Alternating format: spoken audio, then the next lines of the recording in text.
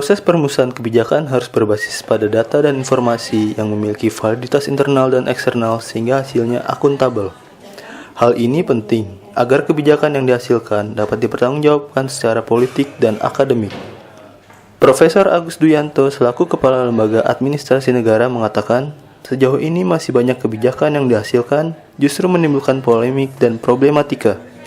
Ia mencontohkan kebijakan tentang sumber daya air dalam Undang-Undang Nomor 7 Tahun 2004 yang akhirnya dibatalkan oleh MK karena dianggap bertentangan dengan Undang-Undang Dasar 1945.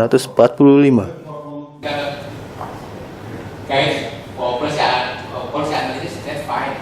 Itu salah satu yang harus dikuasai. Tapi itu kan satu-satunya yang harus dikuasai. Ya, jadi nanti dia juga harus melakukan, mungkin bisa melakukan kajian dan sifat karakteristik dari satu kebijakan aktor-aktor yang terlibat. Kalau kita mendengar misalnya dalam beberapa waktu terakhir ini, ya, kan ada banyak kebijakan publik yang di Indonesia ini sangat problematik. Ya, misalnya kemarin itu ada undang-undang tentang sumber daya air, tentang apa itu? Minerba ya, dan sumber daya air dan termasuk sumber daya air yang kemudian dibatalkan. Profesor Agus Duyanto juga mengingatkan bahwa kebijakan publik merupakan sesuatu yang vital karena apa yang dihasilkan menimbulkan akses yang cukup luas. Karena kalau kita lihat praktek internasional dan juga kita lihat kebutuhan kita di sini dalam rangka membuat policy making kita itu menjadi lebih baik. Ya, tugas policy analis bukan hanya merekomendasikan kebijakan untuk menyelesaikan masalah publik atau untuk mencapai tujuan tertentu.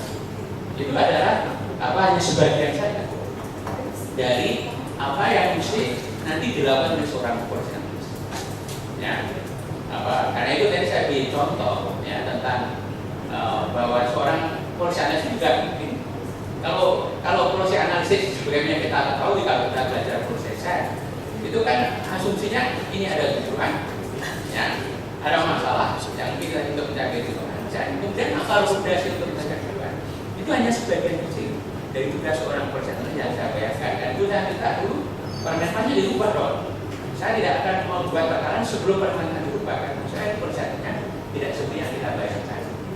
Sementara itu, Deputi Bidang Kajian Kebijakan Sri Hadiati berharap workshop yang berlangsung selama 2 hari dan melibatkan tim pakar diharapkan dapat merumuskan berbagai substansi yang diperlukan dalam rangka penyusunan bahan ajar bagi jabatan fungsional analis kebijakan.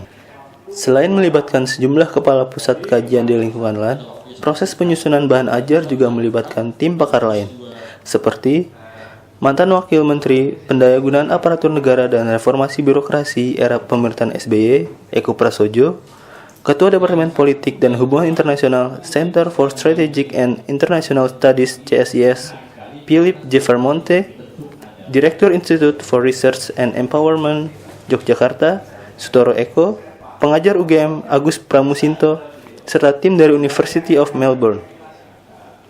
Dari Jakarta, Humas dan Informasi Lembaga Administrasi Negara mewartakan.